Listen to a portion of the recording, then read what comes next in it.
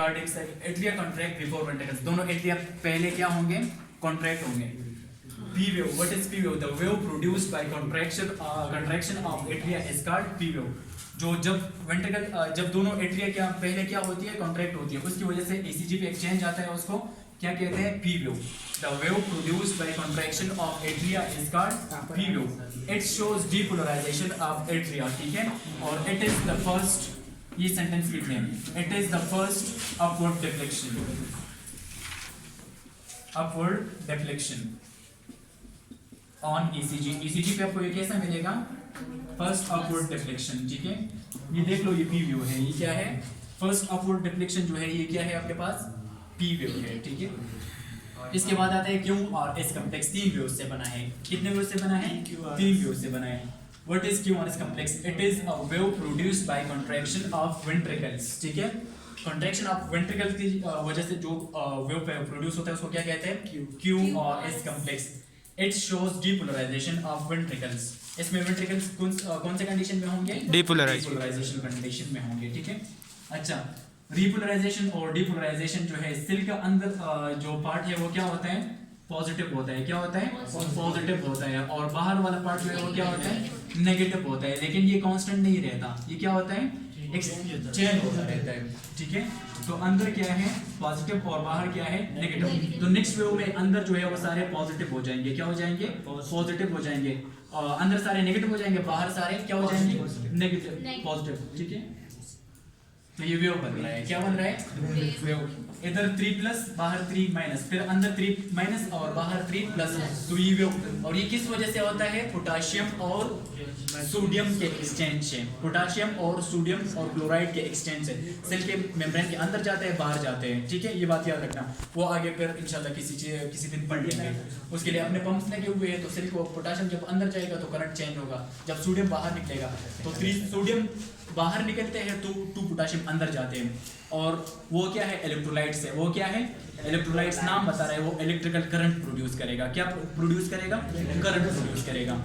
Electrolytes नाम बता रहे हैं कि वो इलेक्ट्रिकल करंट प्रोड्यूस करेगा। व्हाट आर इलेक्ट्रोलाइट्स, आप लोगों को सर बॉडी में कौन से 3 इलेक्ट्रोलाइट्स, इसको पढ़ लेता हूं, मैं बता देता हूं, ठीक है। सोडियम है, पोटेशियम है, क्लोराइड है, ये बहुत इंपॉर्टेंट है, ठीक है। बाकी छोटी मोटी चीजें हैं, बाकी क्या है, मैग्नीशियम है, वो भी सारी इलेक्ट्रोलाइट्स है, ठीक है। लेकिन वो बोन में कैल्शियम इस तरह, वो इलेक्ट्रोलाइट्स के टेस्ट जब हम करते हैं तो वो बेसिकली 3 ही करते हैं, सोडियम, पोटेशियम और क्लोराइड करते हैं, वेरी गुड, ठीक है। जब हम इलेक्ट्रोलाइट्स को एडवाइस कर ले तो ये 3 ही आते हैं।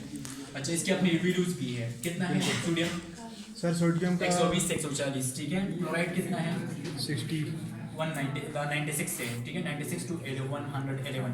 और पोटाशियम बहुत इंपॉर्टेंट है, पोटाशियम की वजह से दिल की पोटाशियम अगर हाइपरकैलेमिया हो गया तो इंसान मर सकता है, ये बात याद रखना। वेंट्रिकुलर फिब्रिलेशन होती है। नॉर्मल वैल्यू क्या है, 3.5 to 5.5 मिलीमोल पर लीटर, ठीक है, पोटाशियम का। अगर कम हो गया तो झटके आते हैं, क्या आते हैं, झटके, ट्रिमर्स आते हैं, क्या आते हैं, हाइपोकैलेमिक ट्रिमर्स उसको कहते हैं। अगर ज्यादा हो गया तो दिल की धड़कन बहुत तेज हो जाती है, 350 इस पे चली जाती है और इंसान जो है वो क्या हो सकता है, मर सकता है, ये बात याद रखना। पोटाशियम बहुत इंपॉर्टेंट है हार्ट के लिए। हार्ट के लिए क्या इंपॉर्टेंट है, पोटाशियम। और केले में क्या होता है, पोटाशियम होता है। केले जानते हो ना, बनाना, 6 किलो 6 बनाना से ऊपर नहीं खाना एक वक्त में, क्योंकि हाइपरकैलेमिया हो जाता है। केले में भी 2 किस्म होते हैं ना सर, हाइपरकैलेमिया हो जाता है और मर सकता है। अच्छा, बस मैं कहाँ तक पहुँचा था, क्यूआरएस कॉम्प्लेक्स, बस क्यूआरएस कॉम्प्लेक्स तक मैं पहुँचा था, प्लीज सर। टी वेव है, इसके बाद क्या है, T wave. The wave produced bye relaxation of ventricle is called T wave. Ventricles फिर क्या हो जाती है, रिलैक्स हो जाती है, तो कौन सा वेव प्रोड्यूस कर रहा है, टी वेव प्रोड्यूस कर रहा है। तो टी वेव आपको क्या दिखाएगा, इट शोज, ये सेंटेंस लिखते हैं, it shows repolarisation of ventricles. आपने वेंट्रिकल्स को डीपोलराइज किया तो टी वेव रिपोलराइजेशन शो करेगा। It shows repolarisation of ventricles, ठीक है। एक बात इंपॉर्टेंट नोट लिख लें, एट्रिया बी रिलैक्स होती है। Atrial relaxation produces no change on ECG. ECG पे कोई चेंज आपको नहीं मिलेगा, इसलिए उसकी कोई वेव नहीं है। एट्रिया रिलैक्स होती है लेकिन उसकी वजह से कोई वेव नहीं बन रही, ठीक है। अच्छा, ये पी और आर के दरमियान ये जो स्ट्रेट लाइन है इसको सेगमेंट कहते हैं, क्या कहते हैं, सेगमेंट। एस और टी के दरमियान जो स्ट्रेट लाइन है इसको सेगमेंट कहते हैं, क्या कहते हैं, segment. What is segment, it is isoelectric line. ठीक है, it is iso electric line between 2 points P और R वेव के दरमियान जो P के एंडिंग से और R के स्टार्ट से ये जो गैप है इसको PR सेगमेंट कहते हैं। इसके एंड से और D के स्टार्ट से ये जो सेगमेंट है इसको ST सेगमेंट कहते हैं। इसको क्या कहते हैं? ST segment. What is segment? Segment is iso electric line. Segment क्या होता है? Iso electric line. What is interval? PR interval. P के शुरू से लेके R के एंड तक जो इलाका है, जो रीजन है, उसको क्या कहते हैं? PR interval. इसकी डेफिनेशन मैं लिख देता हूँ। What is PR interval? PR interval contains waves as well as isoelectric lines. PR interval में क्या होगा? वेव भी आएगा और आइसोइलेक्ट्रिक लाइन भी आएगा। बात समझ गए?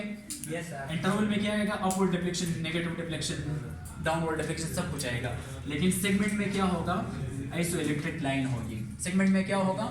Isoelectric line. और हार्ट अटैक के लिए ST segment is the most important. ठीक है, मायोकार्डियल इन्फार्क्शन में ये ST सेगमेंट जो है, बाकी ये बेस लाइन जा रहा है। क्या जा रहा है? ये बेस लाइन जा रहा है, ये जो ब्रोकन मैंने बनाया है उसमें या ST सेगमेंट ऊपर चला जाएगा। ये ST सेगमेंट था, क्या है ये? इसको STEMI कहते हैं। STEMI, ST segment elevation myocardial infarction. ठीक है, और दूसरा उसको क्या कहते हैं? NSTEMI, no ST segment elevation myocardial infarction. ठीक है, 2 टाइप्स है और एक एंजाइना है। उसमें क्या होगा? नॉर्मल रहेगा। क्या होगा? नॉर्मल रहेगा।